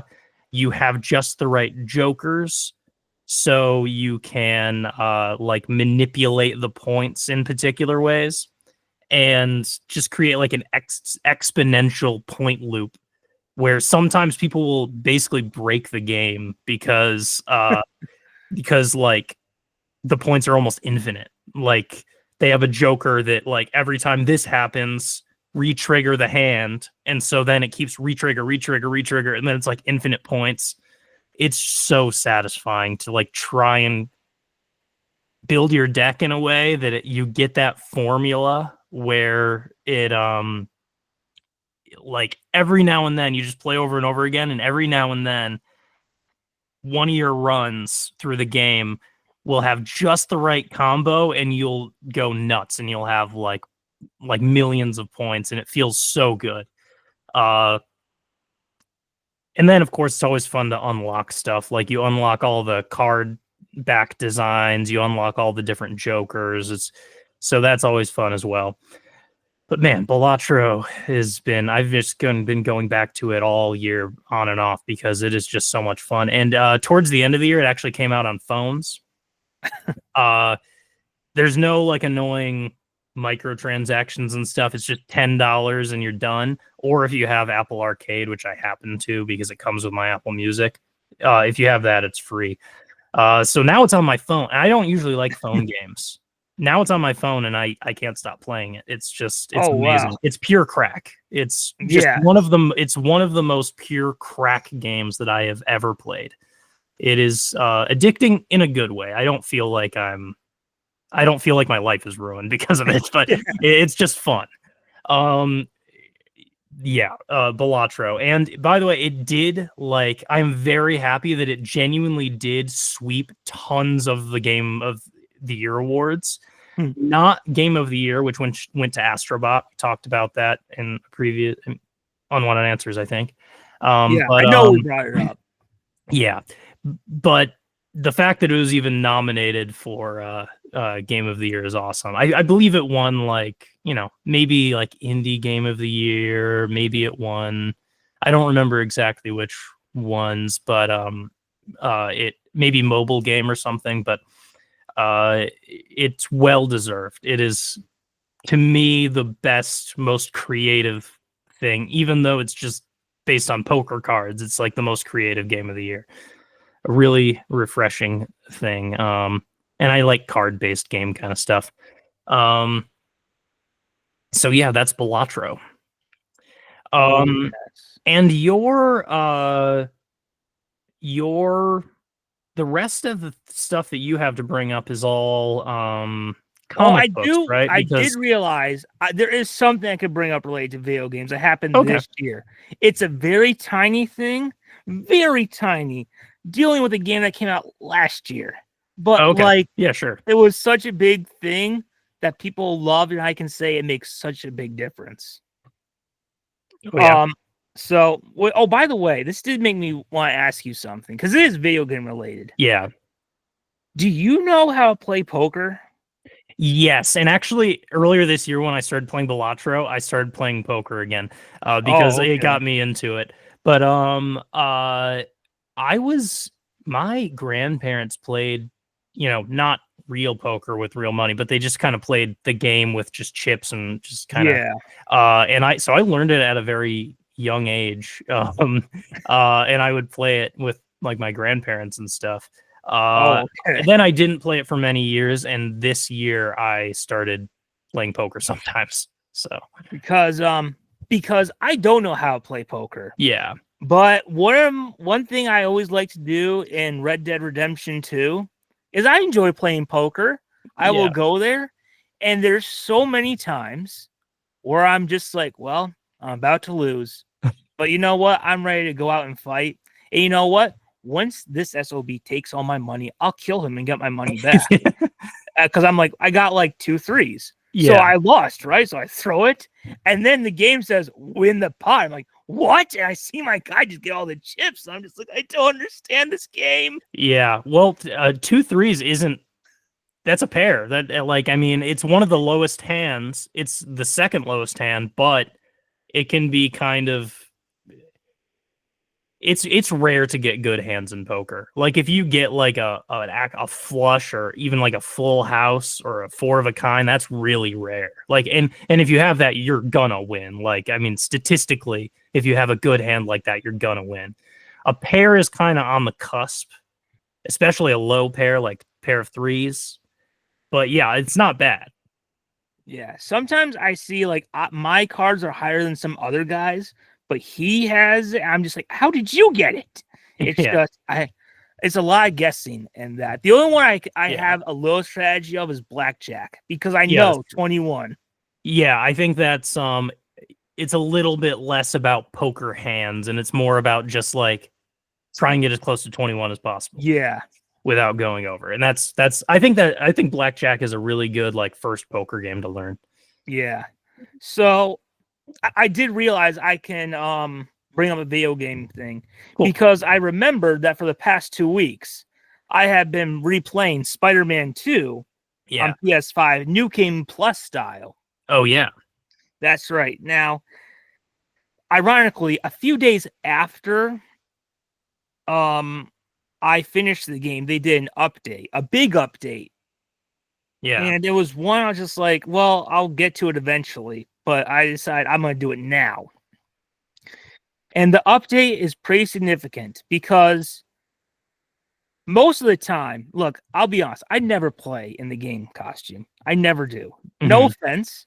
I just think that it's the game costume, it's a fine suit. But there's so many better ones, especially in the movie ones. Yeah. Because when I play that game, I almost don't have that much attachment to this version of Spider-Man as much as I love the games because every time I play it, he's either Toby or Andrew. Yeah. And earlier this year, they did an update that was so worth it. And that is they updated Toby's suit. The Tobey Maguire Spider-Man suit. They did an update. This is what it looks like. Now, real quick, let me see if I can switch it to the before and after because I know some people complained about how it looked in the game when it first came out. I was like, it's fine. But then once I played this version, I was like, I can't go back. Yeah. And it was it went back. Let me real quick. Stop presenting. Present again. This is what it was. Oh, and then okay. you Yeah. see the update. And now that the update has happened, it looks so much better, especially in the cutscenes. where it looks a lot more like the movie, like the color and all that. Yeah, the color in the first one looks like the lighting isn't right or something. Like the lighting doesn't hit it right or something. It's Yeah. kind of odd. But yeah, it looks like a good update. Yeah. So I've been playing, and look, it's not like a big thing, but like for me, like anytime I play these games, this is at least in the first one, this is always my costume. Yeah. And when I play Spider-Man 2, this game, it's always this or Andrew second. And like if I were to play in the regular costume, I'd be like, oh cool, that's Spider-Man. But then when I play in this costume, I'm like, oh, it's Spider-Man. Yeah. It's a different experience. Exactly. Yeah. So yeah, that is my favorite video game thing to happen in 2020 was I think the amazing update, amazing, spectacular, sensational update they did to Toby's suit in here, because wow, especially in the cutscenes, it's like wow. Yeah. All right. Yeah, that's cool. How about I will try to quickly, and I always say I'll try to do it quickly, but I really will try to do it quickly. Rundown of just this year's of my top 10 albums of the year, and then we'll go end out the episode with comics. Sounds good. All right. So I will go quicker over the earlier ones on my top 10 list, and then maybe talk about some of the top ones a little more. But I of course, as with every year, like it's my top 10 albums list. It's gonna be unique to me. It's not the top 10 most popular and most revered broadly albums, but I like like emo and punk and metal and some hip hop, and that's kind of, or some like darker, more industrial kind of music, and that tends to be what is on my list. And every year I come up with graphics, of at least the last few years, I come up with graphics that I post every day until the end of the year, my top 10 albums. And so this podcast is basically like the spoiler. You can hear what my top 10 are before I finish posting them, because I feel like you need to sign an NDA. Yes, because the rest of the world is not going to know what my number one album of 2024 is until December 31st, 2024. So yeah, that follow Trombotanist or tjd.art on Instagram, because I posted on all my accounts for those graphics. But I'll start it here. My number 10, I saw this band a couple months ago or something, open for one of my favorite bands. And they were so good live that I checked them out, saw they had an album that came out this year, and loved it enough for it to be my number 10 of the year. The band's called Liquid Mike. So you saw them before you bought the album? Yeah, I saw them, and I was like kind of standing there kind of blown away by it. Like, they actually think they're better live than they sound on the album even. And part of it is because they have a trumpet player live, and I don't believe there's any trumpet on the album, and it was just really cool to have trumpets. You just goes randomly go see them, or no, they an opening act. They opened for my favorite band, the Wonder Years. Oh, okay. And I saw them in October. So I arrived a little early for the Wonder Years, saw them perform, was like, wow, this is really good. Went home and listened to the album, and it is very good. It's like kind of power pop punk ish kind of stuff. It's good. That's Liquid Mike. And and I actually saw them again, interestingly. They happened to perform like last week, and I saw them again, as they're actually from Michigan, so they're wow. Yeah. Next is a band I just found out. This is the newest album that I found. I just found it now in December. It's quite good. Like a very old school heavy emo album. Blind Girls and Exit Exists. Very intense, dark album. Next, it was actually like the first new album that I heard this year, and when I heard it, I knew it would probably end up on my top 10. Chelsea Wolfe, She Reaches Out to She Reaches Out to She. Uh, it is like a dark, sort of industrial dark wave feeling album, very moody, soft but kind of brooding and creepy, and it's just a very moody, good album. Yeah, and that lands at my number 8. Number 7, Kendrick Lamar.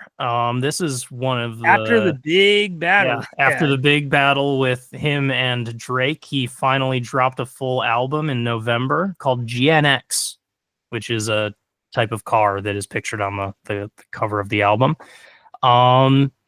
Yeah, I think it's probably my favorite thing he's put out since To Pimp a Butterfly, which is my favorite album of his, and that came out in 2015, I think. This is a really good. It's less of like a just one concept, like To Pimp a Butterfly and Good Kid, Mad City were like concept albums. This is more of just like 11 really good songs reflecting on what's going on in his life right now. It's really good. Kendrick Lamar, GNX. 6, The Story So Far, I Want to Disappear. The Story So Far has been a long time favorite band of mine that I've been listening to since like 2011 or something, like end of high school, punk-ish kind of band. And this new album, it is, I think all of their albums are good and consistent. This one, sometimes I wish the production was a little harder, a little more in your face, but it's got a very clean sound this time around, and the songwriting is great though, just like very catchy and fun. When I started reading about what the album was about more, I grew to appreciate it more because it wasn't what I expected it to be about on first listen. But yeah, it's very good. Top 5, Nails, Every Bridge Burning is number 5. This band hasn't come out with an album in a long time. I wasn't a fan of them back when they came out with that album. I think to like 2016 or something. I feel like it's almost been 10 years since they came out with an album. I finally got into that previous album in the last few years, and so this was like a chance for me to like, oh, this band I started liking is finally coming out with a new album, and I'm actually a fan now when they're coming out with it. And it was worth the hype to me. This is probably the heaviest album on the list for me. It's a very, very brutal metal album. That's Nails, Every Bridge Burning. Just so angry. But similarly angry is a band called Full of Hell, Coagulated Bliss. That's the name of the album. I think I saw them earlier this year too, or maybe it was the end of both. I saw them at the end of last year and in May of this year. This Coagulated Bliss album, I've seen some people say it's that they were like maybe not totally captivated by it because it just seemed like more of the same. Like it just sounds like every other album of these, just this like experimental grindcore mush that just like sounds like every other album they've ever done. I actually disagree. I feel like even the album cover is so weird and colorful, and every other album cover they've ever done is just black and white. Like that speaks to a change in the band, and I think that this album is even more experimental and does a lot of weirder stuff than any of their previous albums have done, and I was very impressed by that. I felt like this album was a step above the last album, and that they are trying to do some more interesting stuff on this one, like a lot more industrial and noise, which they've always had industrial and noise elements, but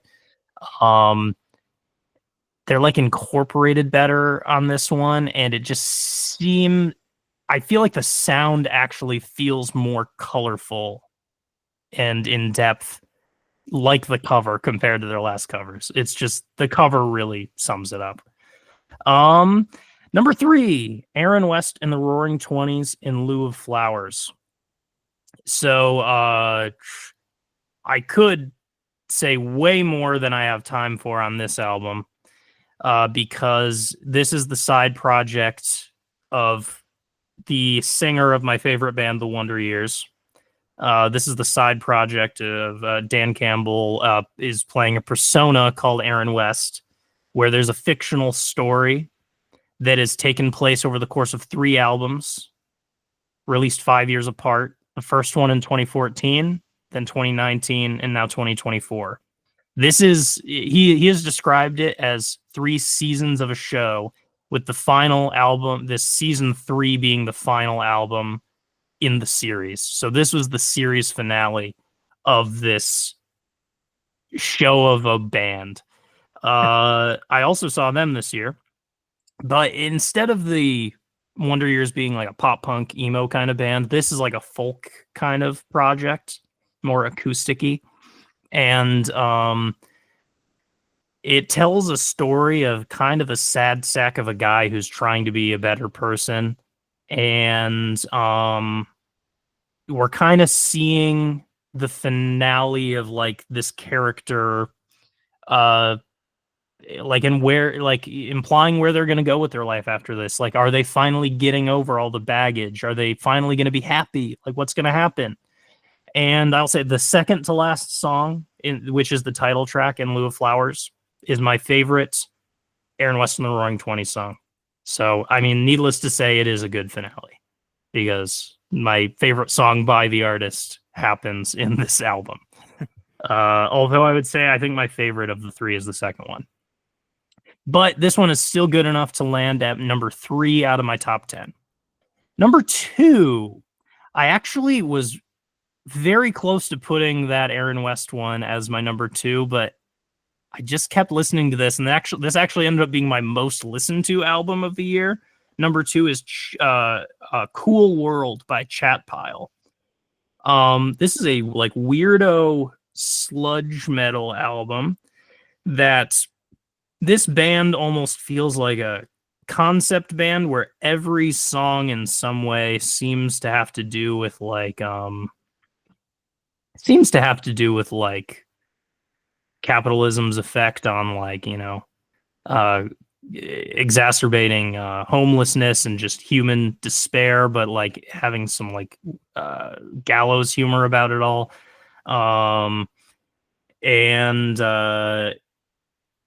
This and also kind of dealing with, like, you know, infrastructural decay in the South. I don't know. I ended up just like listening to it over and over again and being kind of entranced by it.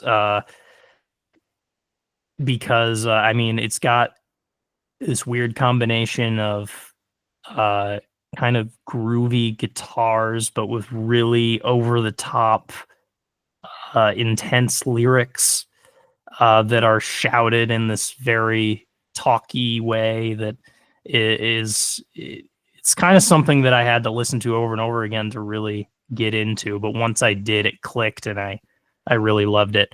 So and it also just like thinking about the lyrics and kind of just feeling creeped out by them. It was just like a good experience. And it came out in October, so it was perfect timing for that. That's Chat Pile, Cool World, bringing us to my number 1 album of the year, which came out, was it April or May? Around then, and I knew when it came out that it would be my number 1 album of the year, and that it would be almost impossible for anything to beat it. And I was correct. It's Knocked Loose. I'm wearing the shirt right now because I saw them this year as well. It's Knocked Loose. You Won't Go Before You're Supposed to. Which for like metalcore fans, I think everyone kind of was just like, okay, this is gonna be one for the history books. It kind of reinvigorates the genre, makes everyone interested again. solidifies this band's blow up. Oh, and I want to note, big year for having a cross at the left side of the album cover, because my number 2 and number 1 album have a cross on them. Where's the one on that one? On this one, it's right over here. Oh, okay. There's a cross, and then over here, it's. And the funny thing is that there's another album by or rap artist called JPEG Mafia, and that's a good album too. But that also has a cross on it on the left of the. So it's kind of weird. And it's a weird coincidence that they were my number 1 and number 2. I don't just love crosses that much. Like the best shape in the world. Yes, and not only are they fun to look at, but they save your soul. That's true. And well, this Knocked Loose album, it's more blasphemous than it is endorsing the cross. As much as when people see how much I listen to it and it's on my like Apple Music replay and stuff, they might think I'm listening to good Christian music. But unfortunately, this album has a lot to do with critiquing religion throughout most of it and how it has traumatized them more than anything. But boy, it's basically just like they really put intense brutality in a musical form, and really down to a science, and created the most intense and heavy and best album of the year, in my opinion. And it makes it one of the first times in many, many, many years where like a heavy album has been my number 1, because I usually tend to have a lot of heavy music that I like, but then my favorite will be more of a emo pop punk or folky or even a hip hop album is often my number 1.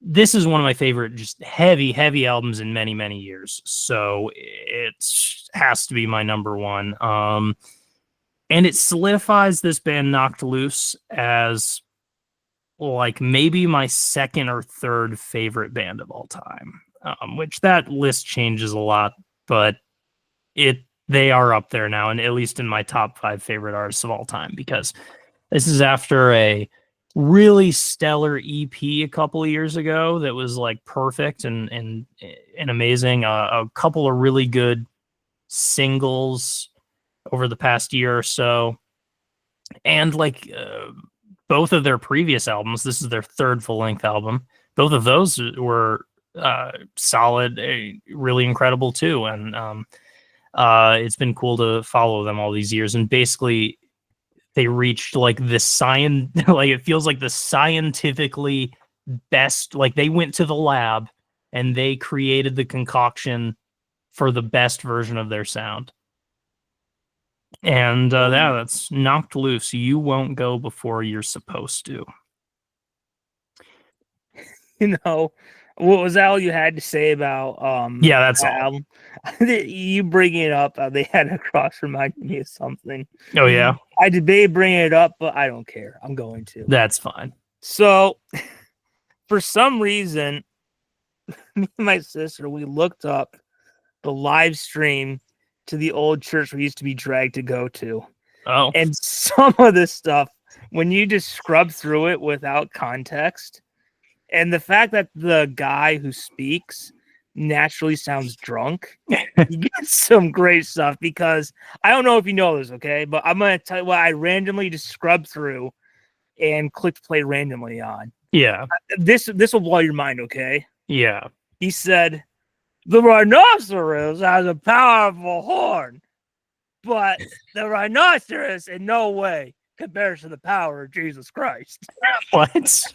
That is. I'm like, what? Well, where is he going with this? How could I'm amazed at how anything could have possibly led up to that. Yeah, I don't get it either. He's talking about the horn. I don't know if you know, a rhinoceros, this mighty animal, Jesus snapped his fingers, poof, and turned in confetti or something. Wow. And that's also, superpower. And also, earlier, scrubbed through it again. He's just like, you know, The angel told him that he could speak, and that's why he didn't know his name. And then just randomly scrub through it again. It was not me. What? I'm just like, whoa, what happened? But then one of the best parts, and we counted down for the next week to see if it would be brought up again. They had announcements at the beginning. A guy walks up and gives announcements of what's going on with their church that has like 10 people. And he said, they talked about, oh, you can go in the back and you can see this old church bulletin from the 60s in the back. By the way, and they bleep out the names.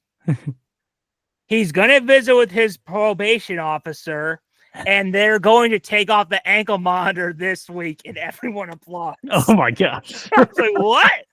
What? Wow. Yeah. Wow. It's a crazy time when you scrub through it without context. Yeah, that's the best way to experience it. Yes.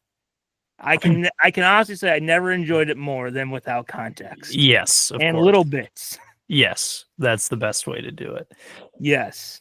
Well, yeah. There's that sneak preview into my top 10 albums of 2024.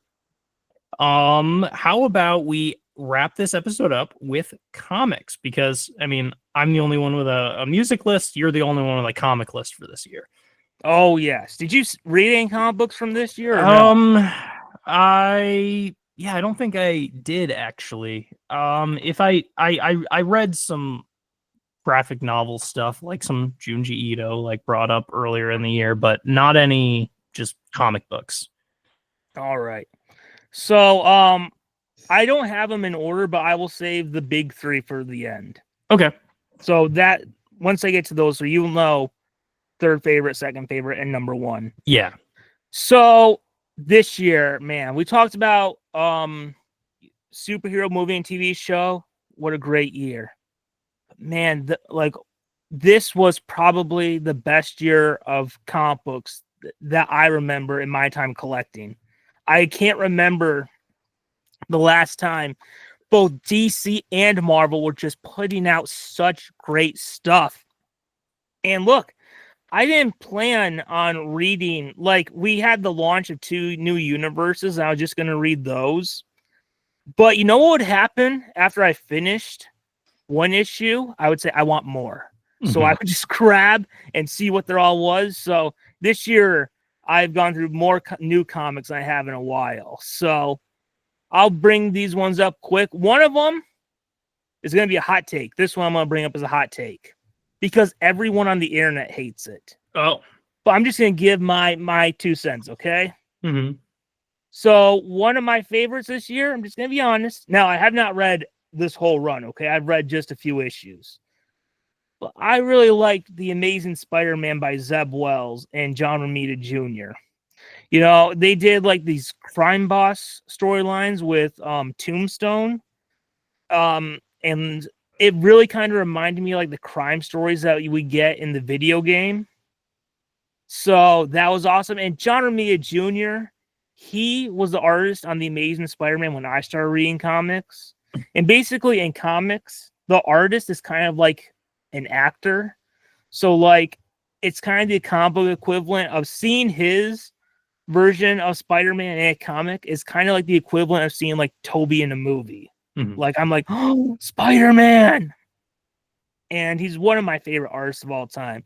Now, a lot of people don't like this run of Spider-Man comics. They haven't liked any Spider-Man comics since 2007. Mm-hmm. Because back then, that's when they did the controversial One More Day storyline to break up Peter and MJ. And when you read the comments, people are just like, put them back together, pull them back together, pull them back together. And here's my 2 cents, okay? And a lot of people say this book just removed all the character development of the first 40 years of Spider-Man.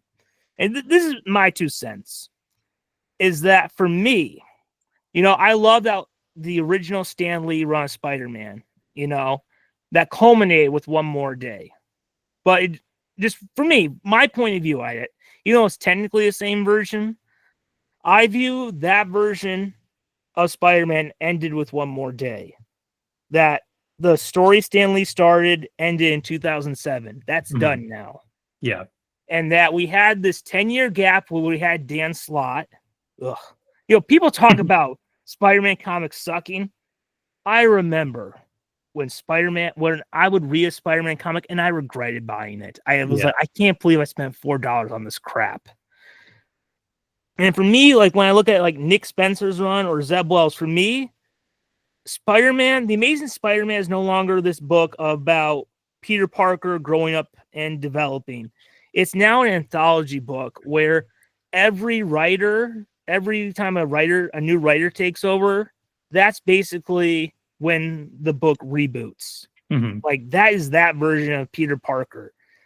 So, I mean, that's just kind of my view, is that the old Stan Lee, the one from our Marvel Masterworks Volume 1, that story is done now.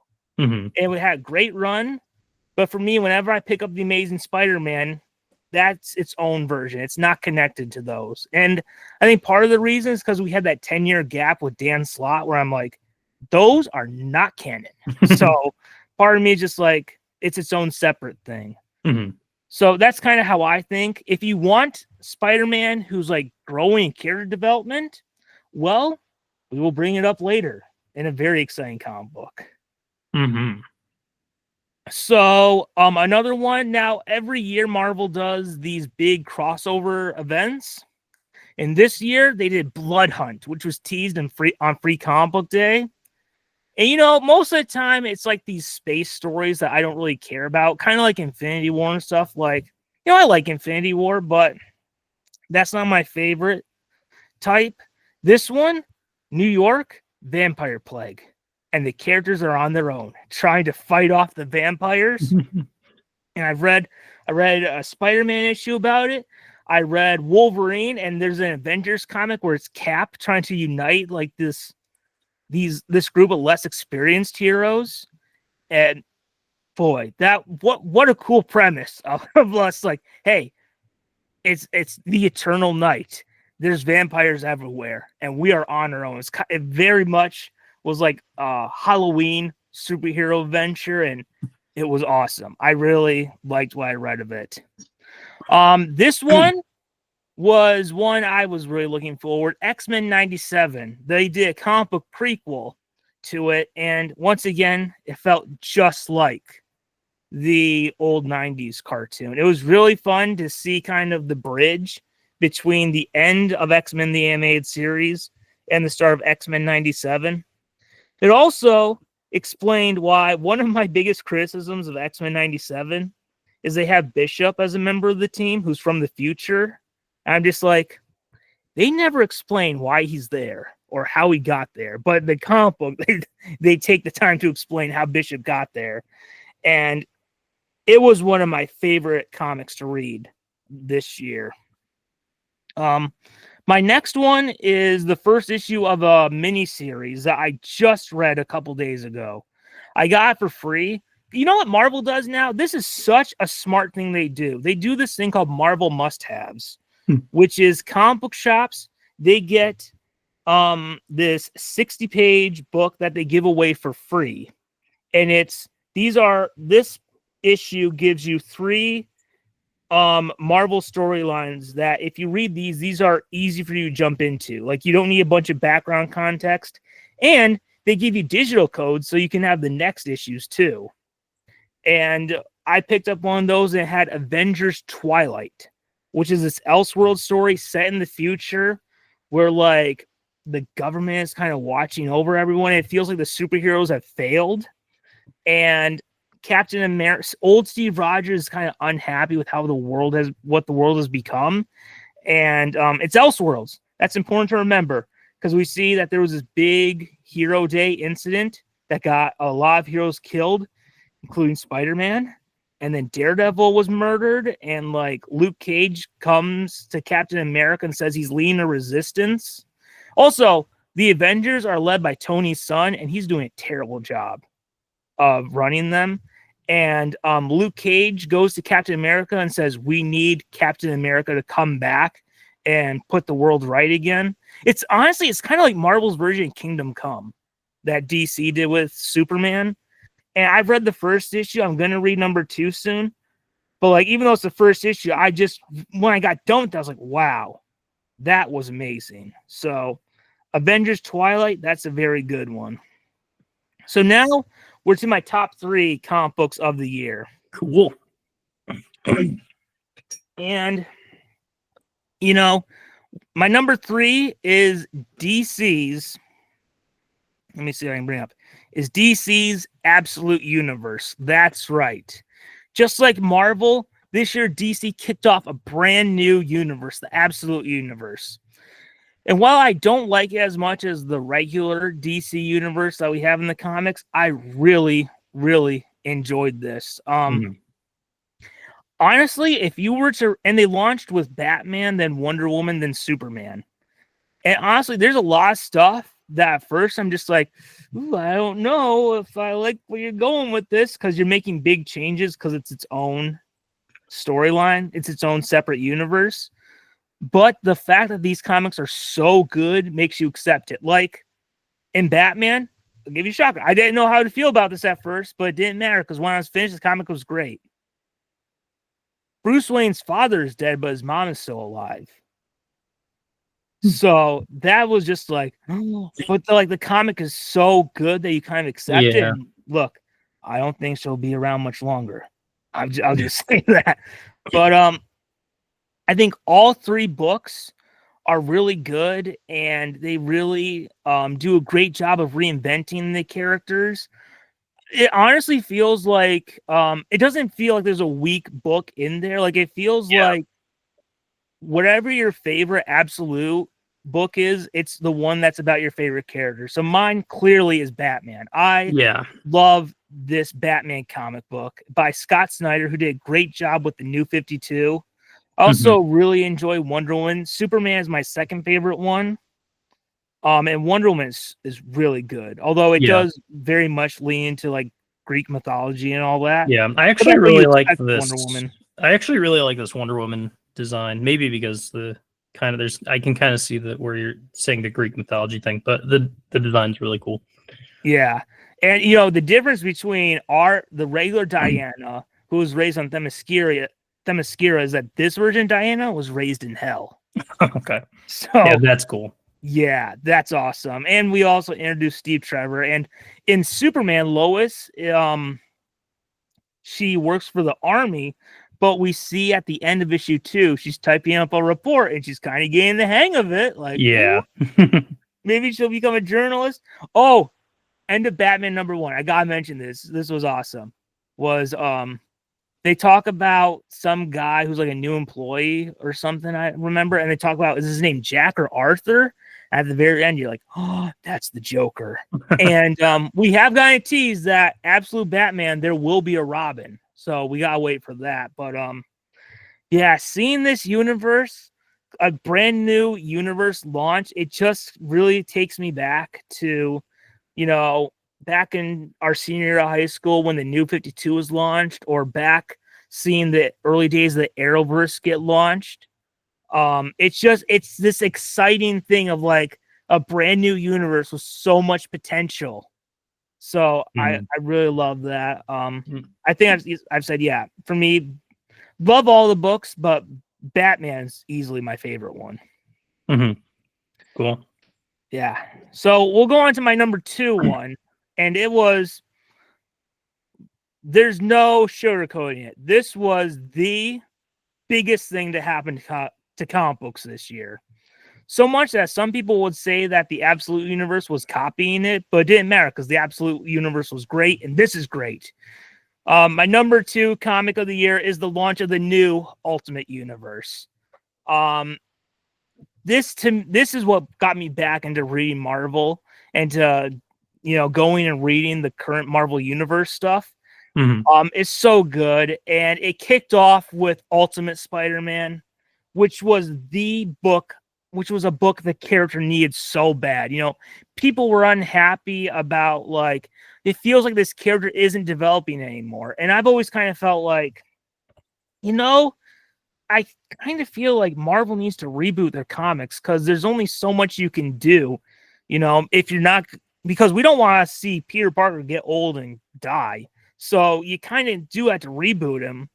And they rebooted him, except this time he's married, he has kids, and it is so great. I mean, obviously, out of the three I read, Ultimate Spider-Man is by far my favorite. Jonathan Hickman, once again, you knocked it out of the park.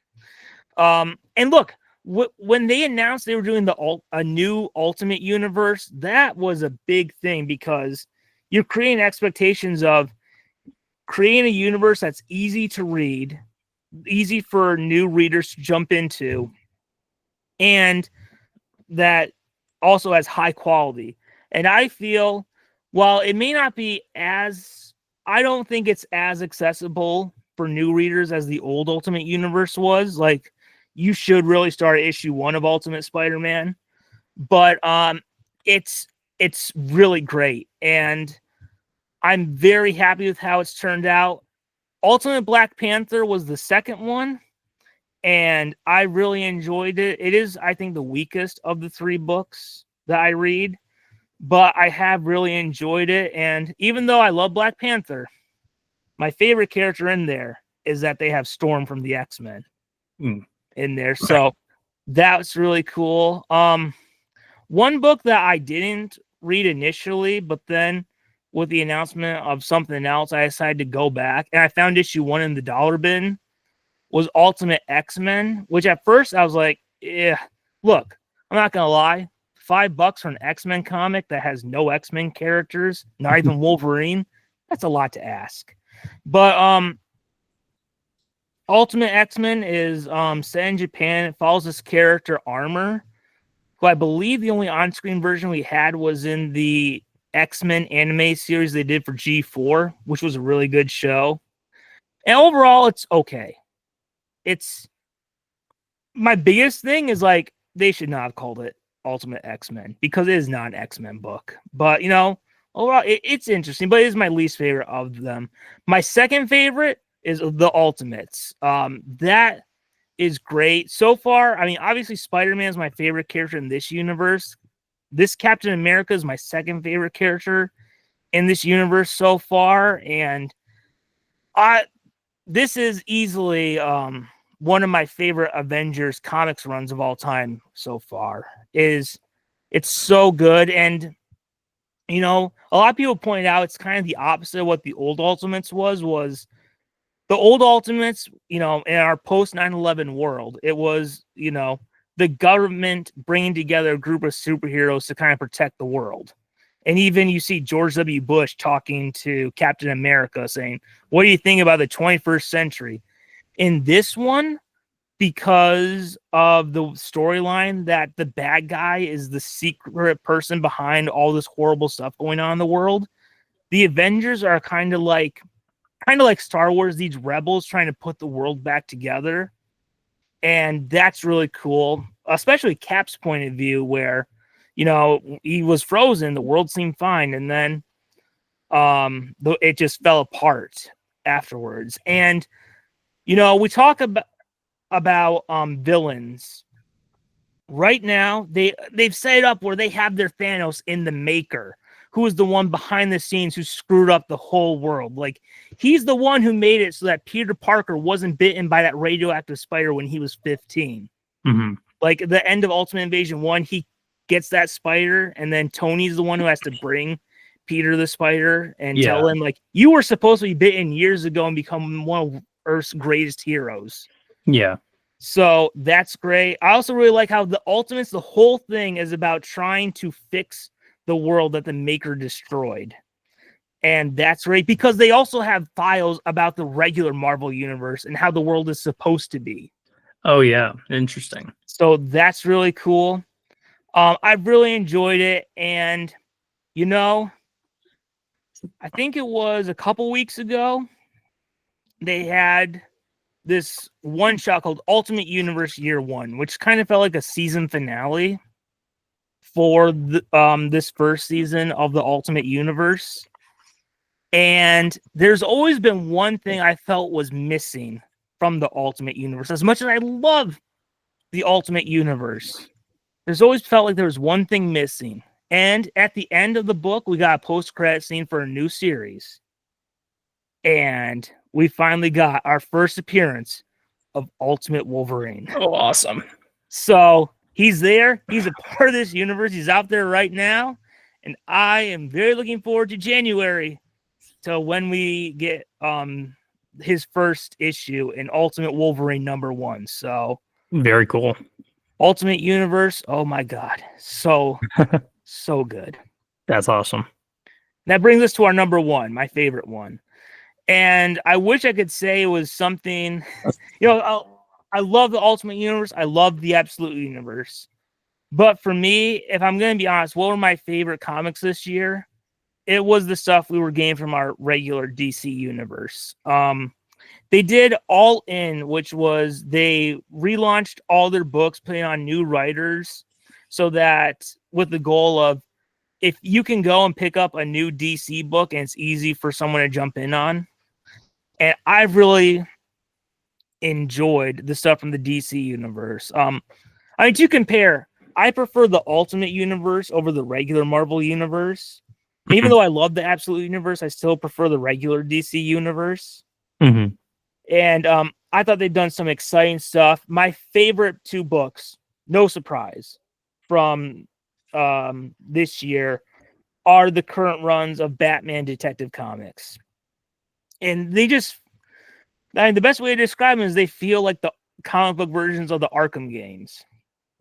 Like, so dark and awesome, but yet they still have some levity to them. Yeah. It's just like, man, like DC just keeps on going. And there's really not that much to say because you kind of know what you're getting with the regular DC universe, but yeah, what they got going on with Batman is really exciting. So, that's my #1 pick. I mean, if I had to shrink it down even more, Batman Detective Comics, the current runs are my favorite books of the year. Yeah. So, those are my picks for best comics of the year. What a year it was for comics. Yeah, what a year. I mean, All Reliable won the year, so I mean, yes, what to expect. I'm gonna the Absolute series kind of interests me. I know it wasn't your favorite, but like it's kind of. I might have to look into that a little more. I sometimes am interested in some of the slightly different takes on characters. Can be kind of interesting to me. Like like back when I read the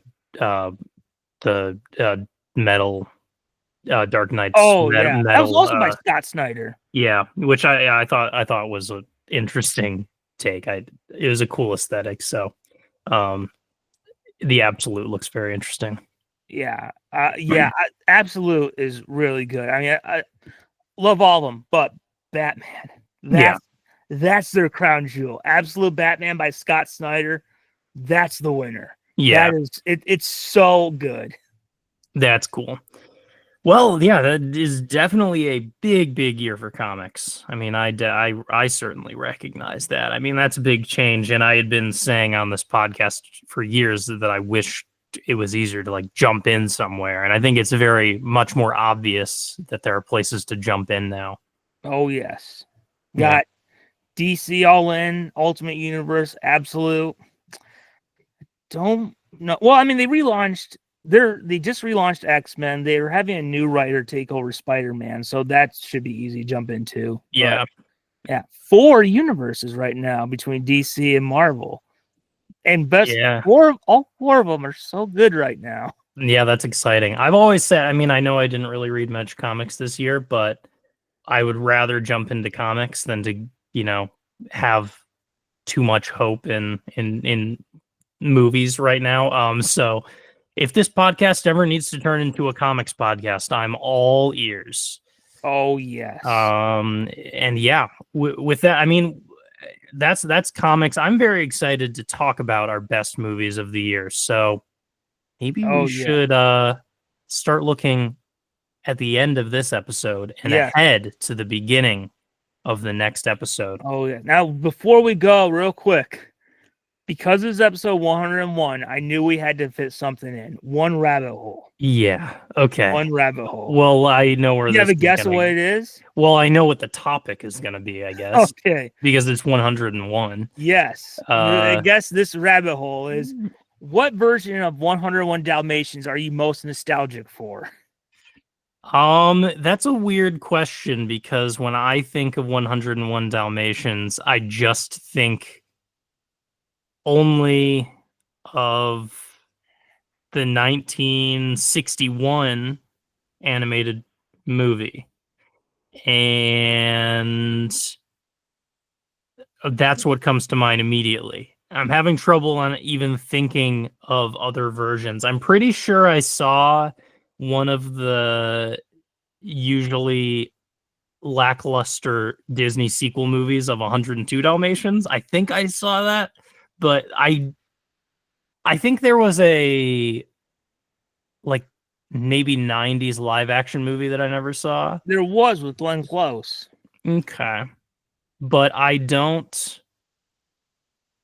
would say I did watch 101 Dalmatians quite a few times as a kid, so I would say that one. Yeah, for me, now like the 1960s animated one is still I think one of Disney's best movies. I would say it's my third favorite from the Walt Disney era when it was Walt Disney himself. Yeah. I put it number 3 behind Snow White and Pinocchio. But the two I get the most nostalgic for are two 90s versions. And that was obviously the live action one with Glenn Close. I watched that one so many times. Oh, okay. That was one of my big 3 Disney ones. It was Toy Story, Hunchback of Notre Dame, and that 101 Dalmatians. Those were the ones I rewatched the most. Okay, interesting. And one of the other ones was the TV animated series that aired on Disney's One Saturday Morning on ABC. Oh, I probably saw quite a bit of that. I just didn't remember because I would watch. Yeah. From the producer Doug. Oh, really? Yeah, they had the chicken on there, and even though it was 101 Dalmatians, it focused on 3. Yeah. But yeah, and it had the creepiest looking Cruella we've ever had. It looked like the Grim Reaper almost. They had her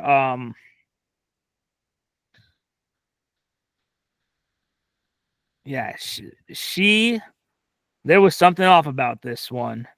She was frightening. Yeah. If I can bring up her photo real quick. Oops. Yeah.